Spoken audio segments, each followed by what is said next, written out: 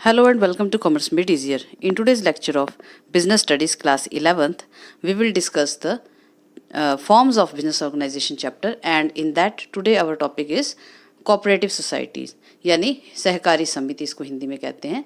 इससे पहले हम जो है अपने पिछले लेक्चर्स में डिस्कस कर चुके हैं already other forms of business organisation, that is sole proprietorship business, partnership business and joint in to family business. So this is the fourth form of business organisation, that is cooperative society. So what is the meaning of cooperative society? Cooperative society is a voluntary association of persons who join together with the objective of welfare of the members against exploitation by the middleman. जो सहकारी समिति होती है, सहकारी मतलब साथ काम करना, तो सहकारी समिति एक ऐसी वॉलंटरी एसोसिएशन है, यानी कि ऐसी एक ऐच्छिक संस्था होती है जिसमें मेंबर्स जो होते हैं, persons who join together with the objective of welfare of the members. तो जो सदस्य बनते हैं वो इस उद्देश्य के साथ सदस्य बनते हैं जो आपसी कोई जो है उनका फ़ायदा जिसमें हो और अपने आप को वो किसी तरह के शोषण से बचा सके। मिडल मैन जो होते हैं, मध्यस्थ जिनको हम हिंदी में कहते हैं, तो मिडल मैन के एक्सप्लॉयटेशन से, शोषण से अपने आप को बचाने के लिए वो किसी सोसाइटी का निर्माण करते हैं जिससे कि वो अपने हितों की रक्षा कर सकें, अपने जो ऑब्जेक्टिव उसका है that is the social welfare of the members या society. Characteristics of cooperative society क्या होता है, क्या विशेषताएं होती हैं? जो अदर फॉर्म्स की हमने विशेषताएं पढ़ी थी, ये उससे कैसे डिफरेंट है? It is voluntary association of persons who come together for the mutual benefit. तो ये एक ऐच्छिक संस्था है जिसमें कि सभी लोग जो है मिल करके एक साथ आते हैं आपसी हित के लिए, आपसी फायदे के लिए।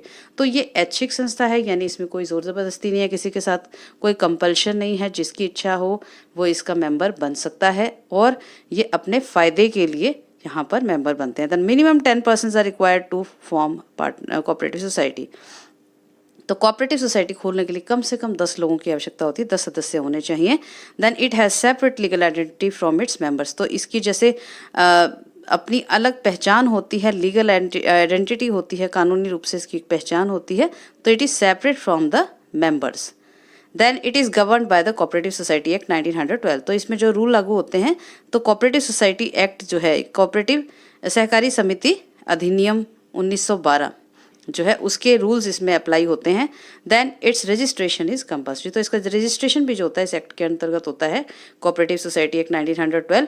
और सभी सोसाइटीज़ का चाहे किसी भी पर्पज़ के लिए उनको बनाया गया हो, उनका रजिस्ट्रेशन कंपल्सरी है। बिना रजिस्ट्रेशन के ये काम नहीं कर सकती। तो पहले इसका रजिस्ट्रेशन कराना पड़ेगा, बाद में आप ये काम करना शुरू करेंगे। Okay, then there is limited liability of the members up to amount contributed by them. तो इसमें जो है लाइबिलिटी जो होती है हर मेंबर की लिमिटेड होती है और उस लेवल तक होती है जितना कि इन्होंने पैसा दिया है, अपना कंट्रीब्यूशन दिया है, उससे ज़्यादा लाइबिलिटी इसकी नहीं होती। तो जितनी पेमेंट की है इन्होंने, लाइबिलिटी पे की है, उतना ही लेवल तक इनसे पैसा लिया जा सकता है। Then it is controlled and manage by the managing committee. तो इसको चलाने के लिए जो होती है एक मैनेजमेंट कमेटी होती है, वो ही सारे डिसीजंस लेती है, सारी प्रॉपर उसमें जो डिस्कशंस होता है, म्यूचुअल डिस्कशंस के द्वारा जो है डिसीजंस इसमें लिए जाते हैं।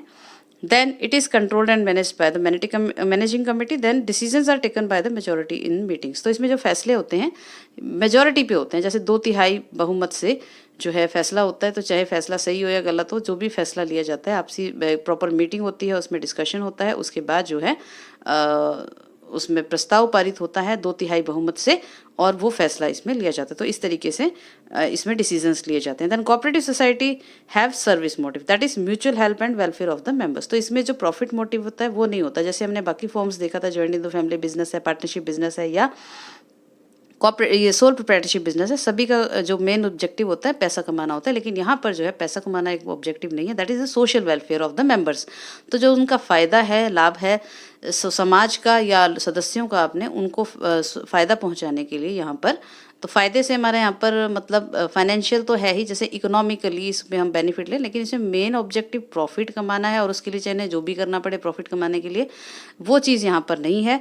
तो प्रायोरिटी जो है वो वेलफेयर ऑफ द मेंबर्स को दी जाती है, यानी कि उनका जो कल्याण है सदस्यों का, उसके लिए काम करती हैं संस्थाएं। Then 1 man 1 vote policy is followed in this societies. तो इसमें एक व्यक्ति एक वोट का जो है पॉलिसी लागू होती है। इसमें डेमोक्रेटिक स्टाइल ऑफ लीडरशिप को पालन किया जाता है, जैसे कि स्वतंत्रता के आधार पर हर व्यक्ति अपनी अभिव्यक्ति करने के लिए स्वतंत्र है, जो भी अपने विचार हैं वो उसमें आसानी से प्रकट कर सकता है। ओके, तो अब इसके जो है फ़ायदे क्या होते हैं, कोऑपरेटिव सोसाइटीज़ क्यों खोली जाती हैं जबकि other forms of business organisation भी होती हैं, इसका क्या फ़ायदा होता है कोऑपरेटिव सोसाइटी खोलने का। All the members have equal voting rights, इसमें सभी सदस्य बराबर होते हैं, चाहे किसी ने कितनी भी कैपिटल लगाई हो, कम लगाई हो, ज़्यादा लगाई हो, या किसी भी बैकग्राउंड से वो आया हो, उस सभी को बराबर अधिकार होता है, वोटिंग राइट होता है, अपना मत रखने का अधिकार होता है। There is continuity in such organisations as they are not affected by the members leaving the society. तो जैसे कि बाकी फॉर्म्स में हमने देखा सोल प्रोप्राइटरशिप में कंटिन्यूटी नहीं होती है, तो इसमें जो है कंटिन्यूटी होती है, निरंतरता होती है। अगर कोई मेंबर बनता है और कुछ समय के बाद उसे लगता है कि वो मेंबर नहीं बनना चाहता, उसे छोड़ना चाहता है सोसाइटी को, वो छोड़कर चला जाता है, उसकी जगह कोई और मेंबर बन जाता है। किसी मेंबर के आने या जाने से जो इफेक्टेड ये नहीं होती है, निरंतर चलती रहती है। तो इसकी एक खास बात है, कंटिन्यूटी इसमें होती है। Then third advantage is liability of members is limited. तो मेंबर्स की लाइबिलिटी जो है लिमिटेड होती है, यानी कि वो उतने तक ही लाइबिलिटी के लिए जिम्मेदार हैं, देनदारी के लिए जिम्मेदार हैं, जितना उन्होंने कैपिटल इन्वेस्ट किया है, सोसाइटी में पैसा लगाया है, उससे ज़्यादा हम उससे पैसा नहीं ले सकते। तो उसकी लाइबिलिटी उतने तक ही सीमित होती है जितना उसने इन्वेस्ट किया है। Then it provide help and support to its members and save them against the exploitation. तो मेन उद्देश्य जो होता है इस कोऑपरेटिव सोसाइटी को बनाने का, अपने मेंबर्स जो उसके सदस्य बनते हैं उनको मदद करना, उनका सपोर्ट करना और उनको किसी भी प्रकार के शोषण से बचाना, जो भी जिसकी वजह से उनको इसका मेंबर बनना पड़ा या उस कोऑपरेटिव सोसाइटी को बनाया गया। तो ये इसका मेन उद्देश्य होता है।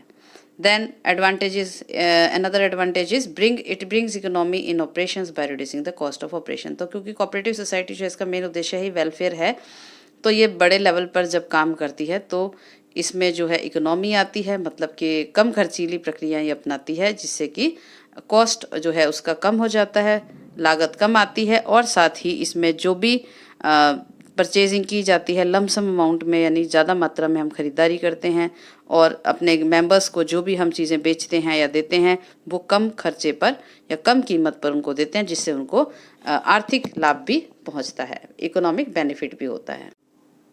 Okay, then it is easy to start this societies as there are less formalities in this. तो इसमें जो है इसको स्टार्ट करना, सोसाइटी को अगर कोई खोलना चाहते हैं तो बहुत आसान प्रक्रिया है। कोई भी 10 सदस्य जो मिल करके सोसाइटी को खोलना चाहते हैं वो इसके लिए अप्लाई कर सकते हैं, एप्लीकेशन फॉर्म भर के, और एक सिंपल सा प्रोसेस होता है जो रजिस्ट्रार से जो है सोसाइटीज़ एक्ट जो के अंतर्गत जो रजिस्ट्रार होते हैं वो इसका रजिस्ट्रेशन कर देते हैं कुछ मामूली सी फॉर्मेलिटीज़ के बाद। तो इनको खोलना बहुत आसान होता है, मगर इसमें एक उद्देश्य जो है वो मेन होता है, पैसा कमाना नहीं होना चाहिए। क्या होना चाहिए? सोशल वेलफेयर होना चाहिए, जिससे समाज का कल्याण हो।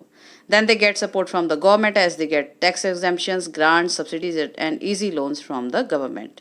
तो इस तरह की संस्थाओं को जो है, सोसाइटीज़ को जो है, सरकार का भी पूरा सपोर्ट होता है, क्योंकि सरकार जो है वो क्या काम करती है, वो उसका मेन उद्देश्य क्या होता है, जैसे सरकार जो भी काम करती है उसका मेन होता है समाज कल्याण करना, अपने देश का भला करना। और जो कोऑपरेटिव सोसाइटीज़ होती हैं वो उन गैप्स को भरती हैं, जो क्योंकि गवर्नमेंट तो हर जगह सारी चीज़ें नहीं कर सकती, हर एक का कल्याण करना संभव नहीं है, सभी लोगों को सारी चीज़ें सुविधाएं मिल जाएं वो संभव नहीं होता सरकार के द्वारा करना अकेले। तो ये सोसाइटीज़ जो होती हैं कहीं ना कहीं सरकार की एक तरह से मदद करती हैं, उन जगह पर उन लूप होल्स को भरने का काम करती हैं जहाँ पर कमियाँ रह जाती हैं। तो समाज सेवा जो है इनका मुख्य उद्देश्य होता है, चाहे वो अपने मेंबर्स का करें या समाज का करें। तो इससे जो है सरकार इस तरह के जो एफर्ट्स होते हैं सोसाइटीज़ का उनको सपोर्ट करती है। उसके लिए जो है उनको टैक्स में जो इनकी इनकम्स होती हैं उन पर टैक्स देने की आवश्यकता इनको नहीं होती है, एग्जेम्पशन होती है टैक्स से। फिर सरकार के द्वारा इनको अनुदान दिया जाता है, अनुदान राशि इसको चलाने के लिए, क्योंकि इनके पास क्योंकि बिजनेस ऑर्गेनाइजेशंस नहीं है, ये प्रॉफिट नहीं कमाती हैं, तो इनकी जो मेन सोर्स ऑफ इनकम होती है वो सब जो सरकार के द्वारा दिए जाने वाला चंदा है, अनुदान है, या लोगों के द्वारा दिए जाने वाला डोनेशंस हैं, यही इनके मेन सोर्स ऑफ इनकम होते हैं। तो इस वजह से जो सरकार है इनको फुल सपोर्ट करती है, इससे इनको फ़ायदा होता है। आसानी से इनको लोन्स और सब्सिडीज़ भी सरकार के द्वारा उपलब्ध कराए जाते हैं। Then limitations of cooperative society, कुछ कमियां होती हैं जो कोऑपरेटिव सोसाइटी में, वो किस प्रकार की हैं?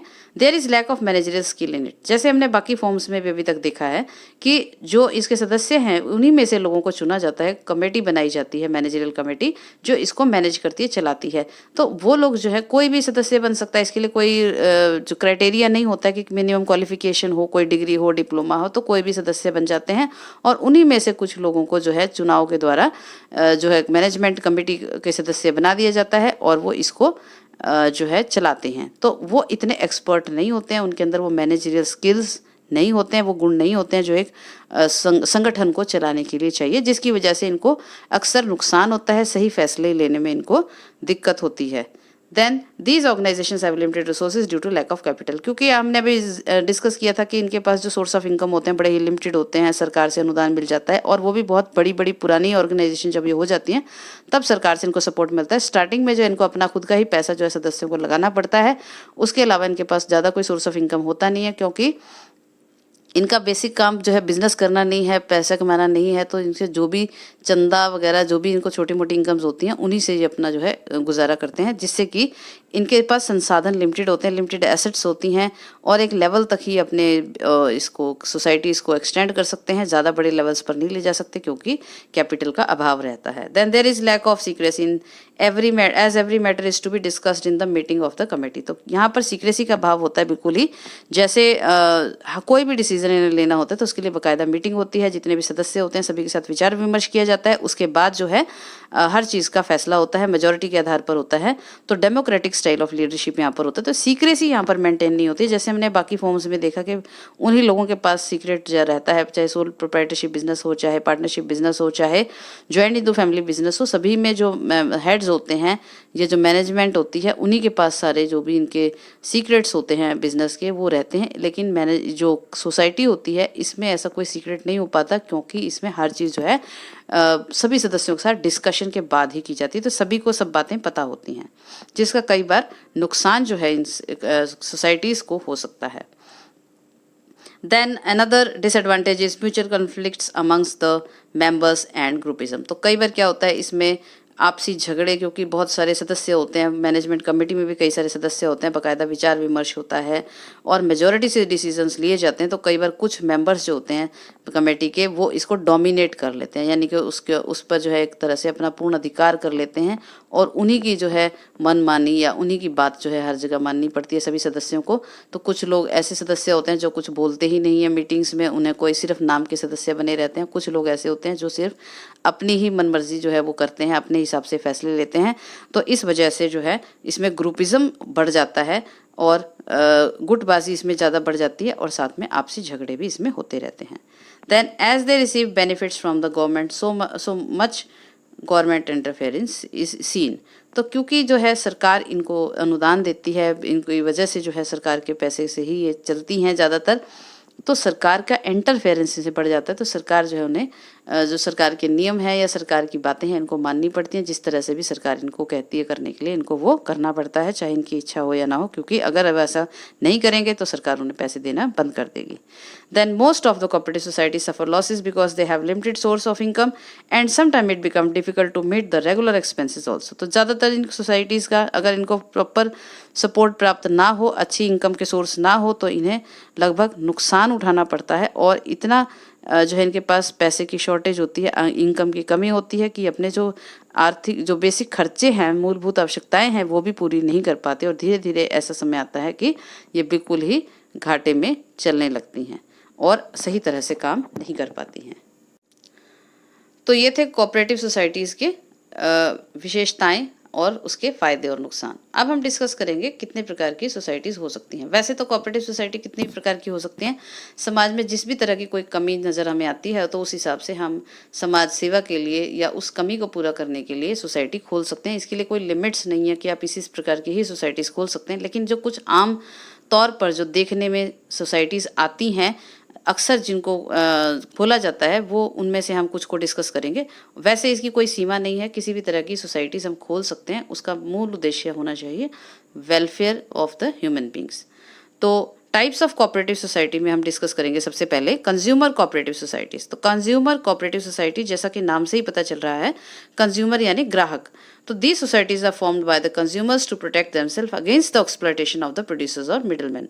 तो ये सोसाइटीज़ जो है कंज्यूमर यानी ग्राहकों के द्वारा खुद ही बनाई जाती हैं। तो कुछ ग्राहक जो है लोग मिल करके आपस में जो है सोसाइटीज़ को खोल लेते हैं, ताकि वो अपने आप को जो बिजनेसमैन्स हैं और मिडल मैन हैं, बिचौलिए हैं, जो सामान आप तक पहुंचाते हैं ग्राहकों तक, उनके शोषण से बच सकें। जैसे आपने बहुत सारा चीज़ें देखी होगी, जैसे मिलावट की समस्या है, जमाखोरी की समस्या है, या चीज़ों को महंगे दामों पर बेचना है, घटिया क्वालिटी की वस्तुएं बेचना है। तो कई तरह की समस्याओं का सामना ग्राहकों को करना पड़ता है। तो उन समस्याओं से बचने के लिए ग्राहक जो है खुद मिल करके एक सोसाइटी खोल सकते हैं और the societies buy goods directly from the producer and provide them to members of the society at reasonable price. तो ये सोसाइटीज़ क्या करती हैं, बड़ी मात्रा में, ज़्यादा मात्रा में जो है प्रोड्यूसर से डायरेक्ट ही जो है उत्पादक से चीज़ें खरीदती हैं और अपने सदस्यों को सस्ते दामों में प्रोवाइड करती हैं। सस्ते दामों में क्यों प्रोवाइड कर सकते हैं, क्योंकि इसमें मिडल मैन खत्म हो जाते हैं, होलसेलर रिटेलर की समाप्ति हो जाती है। डायरेक्ट जो है उन्होंने दुकान से या प्रोड्यूसर से सामान लिया और अपने ग्राहकों को,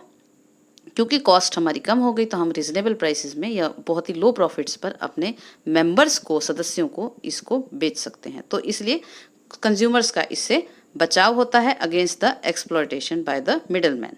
then next type of cooperative society is producers cooperative society. तो जिस तरह से ग्राहक अपनी सोसाइटीज बना सकते हैं अपने हितों की रक्षा के लिए, ऐसे ही निर्माता जो होते हैं, प्रोड्यूसर्स जो होते हैं, उत्पादक, वो भी अपनी कोऑपरेटिव सोसाइटीज बना सकते हैं मिल करके। तो समटाइम्स स्मॉल प्रोड्यूसर और businessmans open the societies to protect their interest, like reduce the cost of production, face the market competition and good distribution chains. तो अपने आप को बचाने के लिए कई बार छोटे उत्पादक जो होते हैं, देखिए बड़ी बड़ी मल्टीनेशनल कंपनीज आज हम मार्केट में देखते हैं, बड़ी बड़ी कंपनियां हम देखते हैं जो लाखों रुपए अपनी एडवर्टीजमेंट पे और डिस्ट्रीब्यूशन चैनल्स पे खर्च कर सकती है ग्राहकों को लुभाने के लिए, बहुत सारे उनको ऑफर्स कर सकती है। तो छोटे दुकानदार, छोटे बिजनेसमैन जो होते हैं ये सब चीज़ें नहीं कर सकते हैं। तो अपने आप को इन बड़ी बिजनेसमैन के शोषण से बचाने के लिए, क्योंकि वो पूरे मार्केट पे कब्जा कर लेते हैं और उन्हीं के हिसाब से जो बाजार मूव करता है किस डायरेक्शन में जाएगा, तो छोटे बिजनेसमैन को इनसे बहुत नुकसान होता है। तो अपने आप को शोषण से बचाने के लिए, इस तरह के कंपटीशन से बचाने के लिए वो अपने आप को ज्वाइन कर सकते हैं एक सोसाइटी के रूप में, कोऑपरेटिव सोसाइटी के रूप में, और अपने हितों की रक्षा कर सकते हैं। तो जिससे कि उनका कॉस्ट ऑफ प्रोडक्शन कम हो जाता है, जैसे कि ज़्यादा मात्रा में ये इकट्ठा कच्चा माल खरीद लिया या एक साथ बड़ी मात्रा में इन्होंने मशीनें खरीद ली या शेयर कर ली आपस में, और मार्केट कंपटीशन को फेस करने के लिए इन्होंने जो है मार्केटिंग स्ट्रेटजीज जो भी अपनाते हैं वो ये इकट्ठा मिल करके कर सकते हैं ग्रुप में, एंड गुड डिस्ट्रीब्यूशन चेन। तो और डिस्ट्रीब्यूशन सिस्टम भी जो है ना अपना बेहतर बना सकते हैं। अलग अलग जो छोटे छोटे दुकानदार हैं इस तरह के स्ट्रॉन्ग डिस्ट्रीब्यूशन चेन्स नहीं बना सकते हैं।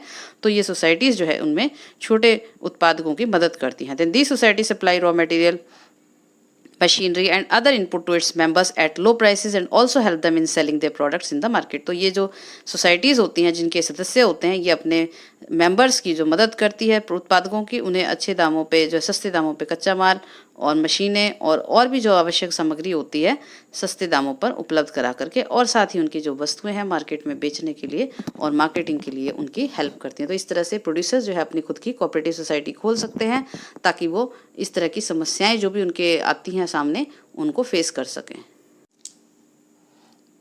ओके तो कुछ अलग और प्रकार की मार्केट्स हैं। Marketing cooperative societies. तो marketing cooperative society, this society help its member to sell their products, advertise them and distribute to consumers.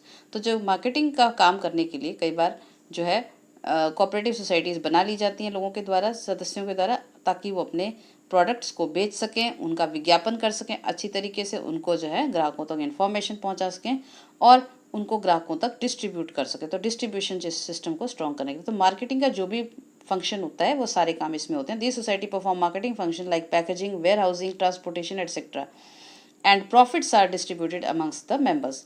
तो ये जो सोसाइटीज़ होती हैं जो मार्केटिंग का काम होता है, जैसे कि वस्तुओं की पैकिंग करना, गोदामों में भंडारण होता है, तो बड़े बड़े गोदामों में सभी छोटे छोटे बिजनेसमैन मिल करके आपस में एक जगह अपना सामान इकट्ठा कर सकते हैं। सामान एक जगह से दूसरी जगह पहुंचाने के लिए जो है कॉमन ट्रांसपोर्टेशन जो है उसका यूज़ किया जा सकता है, और जो प्रॉफिट्स होते हैं उनको ये आपस में मेंबर्स जो है अपनी कैपिटल की रेशो में, जितना पैसा जिसने लगाया होता है उस रेशो में ये आपस में बांट लेते हैं। तो इस तरीके से मार्केटिंग की सुविधा के लिए कोऑपरेटिव सोसाइटीज़ बनाई जा सकती हैं। Then farmers cooperative societies. तो जैसे नाम से ही पता चल रहा है किसानों की कोऑपरेटिव सोसाइटी है, किसान सहकारी समितियां। तो this societies are formed by the farmers to protect their interest. तो अपने हितों की रक्षा के लिए कई बार किसान भी जो होते हैं छोटे छोटे मिल करके आपस में एक सोसाइटी खोल सकते हैं ताकि वो अपने हितों की रक्षा कर सकें। They get benefits of large scale production and increase productivity. These societies provide seeds, machines, fertilizers and other equipments at reasonable prices. They also help the farmers to sell their products. तो जो किसानों की जो मूलभूत आवश्यकताएं होती हैं, जो समस्याएं होती हैं, उनका निपटारा जो है ये सोसाइटीज़ में किया जा सकता है। जैसे छोटे छोटे किसान होते हैं उन्हें जो थोड़ी थोड़ी खाद बीज होते हैं महंगे दामों पे मिलते हैं, या उन्हें अगर लोन्स चाहिए अपने उसके खाद बीज वगैरह के लिए, तो उसके लिए भी जो है इनको दिक्कतें का सामना करना पड़ता है। तो ये अपनी सोसाइटीज़ खोल करके इस तरह की सारी समस्याओं से समाधान कर सकते हैं। उन्हें जो सोसाइटीज़ हैं ये ज़्यादा मात्रा में अच्छी क्वालिटी के बीज खरीद करके मशीनें जो है ये शेयरिंग कर लेते हैं आपस में, चाहे वो बुआई की मशीनें हो चाहे वो कटाई की मशीनें हो, और खाद बीज जो है इनको सस्ते दामों पर उपलब्ध हो जाता है। साथ ही जो खेती के लिए अन्य उपकरण होते हैं उनको भी जो है रीज़नेबल प्राइस में कर सकते हैं, या किराए पर या शेयरिंग में, या आपस में इसको यूज़ कर सकते हैं। और साथ ही जो ये सोसाइटीज़ हैं किसानों को उनकी फसलें या जो प्रोडक्ट्स होते हैं बेचने में मदद करती हैं। तो इस तरीके से जो किसानों की समस्याएं होती हैं वो आपस में मिल करके इन सोसाइटीज़ के माध्यम से सुलझा सकते हैं। Then housing cooperative societies. These societies help the members to construct their houses at reasonable prices and provide installment facilities for payment. So these societies also provide plots and flats to its members at reasonable prices. तो housing cooperative society जैसे नाम से ही पता है, तो कई बार जो low income groups होते हैं, ऐसे लोग होते हैं जिनके पास इतना पैसा नहीं है कि वो अपने खुद के घर जो है बना सकें, तो इस तरह से वो सोसाइटीज़ के सदस्य बन करके वो इसका फ़ायदा ले सकते हैं। जो ये सोसाइटीज़ जो होती हैं अपने सदस्यों की कम दामों में, सस्ते दामों में अच्छे घर उपलब्ध कराने की जो है उपलब्ध कराती हैं, और साथ ही उन्हें किश्तों में ये अपना पैसा दे सकते हैं थोड़ा थोड़ा करके एक साथ। अगर इनके पास पैसा नहीं है घर बनाने के लिए या प्लॉट के लिए, तो साथ ही इनको ज़मीनें उपलब्ध कराते हैं सस्ते दामों पर, और बने बनाए घर या फ्लैट्स जो है वो अपने मेंबर्स को उपलब्ध कराते हैं। तो इस तरह से उनकी घर की समस्याओं का समाधान जो है इस तरह की सोसाइटीज़ करती हैं जो लो इनकम ग्रुप्स के लोग होते हैं उनके लिए। देन क्रेडिट कोऑपरेटिव सोसाइटीज़, तो क्रेडिट मतलब उधार। तो कोऑपरेटिव सोसाइटीज़ जो है कई बार कुछ लोग मिल करके इसलिए भी खोलते हैं ताकि उन्हें आपस में आसानी से जो है वो उधार जो पैसे की आवश्यकता है उसको पूरा कर सकें। क्योंकि अगर हम बैंकों से लेते हैं, बड़े बड़े फाइनेंशियल इंस्टीट्यूशन से लेते हैं, तो वहाँ पर जो है वो बहुत सारी फॉर्मेलिटीज़ करनी पड़ती हैं। कई बार लोन मिलता है या कई बार नहीं भी मिलता, तो गरीब आदमी को तो बैंक से भी लोन उपलब्ध होना मुश्किल हो जाता है, क्योंकि पास उसके पास या उसे अपनी ज़मीन गिरवी रखनी पड़ती है, या मकान गिरवी रखना पड़ता है, या दुकान गिरवी रखनी पड़ती है, तो बिना उसके उसको लोन उपलब्ध नहीं होता। तो कई बार इस तरह की समस्याओं को से निपटने के लिए जो लोग हैं आपस में इस तरह की सोसाइटीज़ खोलते हैं ताकि उन्हें क्रेडिट फैसिलिटी मिल सके। तो the societies provide easy credit facility at low interest rate to its members. तो इसमें जो उधार दिया जाता है वो बहुत ही कम ब्याज के उस पर दर पे दिया जाता है अपने सदस्यों को। And by doing so they protect the members from exploitation of the lenders. तो जो उधार देने वाले लोग हैं या बैंक हैं उनके एक्सप्लॉयटेशन से, शोषण से जो है इन मेंबर्स को बचाया जा सकता है, और कम आसान शर्तों पर इनको ऋण जो है उपलब्ध कराया जाता है। There is no need of any security of asset for obtaining the loan. तो इस तरह की सोसाइटीज़ में जो है अगर किसी सदस्य को लोन चाहिए तो उनको किसी प्रकार की कोई चीज़ें गिरवी नहीं रखनी पड़ती, अपनी वस्तुएं कोई संपत्ति गिरवी नहीं रखनी पड़ती है, जैसे कि बैंक्स में या फाइनेंशियल इंस्टीट्यूशन में आवश्यकता होती है, और इनको आसान शर्तों पर लोन भी उपलब्ध हो जाता है। तो इस तरह से अपनी जो फाइनेंशियल आवश्यकताएं हैं, फाइनेंशियल नीड्स हैं, उनको जो इस तरह की सोसाइटीज़ के माध्यम से सदस्य होते हैं, जो मेंबर्स होते हैं इनके, वो अपनी आवश्यकताओं को पूरा कर सकते हैं। तो ये कुछ उदाहरण थे कोऑपरेटिव सोसाइटीज़ के, लेकिन ये इतने ही नहीं हैं। इसके अलावा भी बहुत सारी सोसाइटीज़ हो सकती हैं। एजुकेशन के लिए सोसाइटीज़ खोली जाती हैं, मेडिकल फैसिलिटीज़ के लिए सोसाइटीज़ खोली जाती हैं, या जो बच्चे होते हैं, अनाथ बच्चे हैं, उनके लिए जो है इस तरह की सोसाइटीज़ खोली जाती हैं। किसी भी तरह का सामाजिक परोपकार, सामाजिक हित जो है करने के लिए सोसाइटीज़ खोली जा सकती हैं। किसी भी तरह का इसमें बाउंडेशन नहीं है कि सिर्फ 5-6 तरह की यही सोसाइटीज़ हम खोल सकते हैं। जो भी सोशल वेलफेयर जो है हमें, या कोई भी सदस्य जिन्हें कोई भी कमी अपने उसमें लगती है, आवश्यकता लगती है, उसको भी ध्यान में रखते हुए वो अपने सामाजिक कल्याण के लिए या अपने सदस्यों के कल्याण के लिए इस तरह की सोसाइटीज़ खोल सकते हैं, और अपनी आवश्यकताओं को पूरा कर सकते हैं जो उनकी दूसरी फॉर्म्स के माध्यम से नहीं हो पाती। तो मेन ऑब्जेक्टिव यहाँ पर सोशल वेलफेयर है। साथ ही साथ जो प्रॉफिट ये कमाते हैं, मान लीजिए कुछ ना कुछ इनको फ़ायदा होता है, वो इनके सदस्यों में बांट दिया जाता है। उनकी कैपिटल की रेशो में, जिस भी पैसे रेशो में उन्होंने पैसा इन्वेस्ट किया है, तो सभी को बराबर पैसा इसमें मिल जाता है। तो इस तरीके से ये आज की हमारी फॉर्म थी, form of business organization cooperative society. आशा आपको ये लेक्चर आज का समझ में आया होगा। And don't forget to like and share this video and subscribe this channel. Thank you.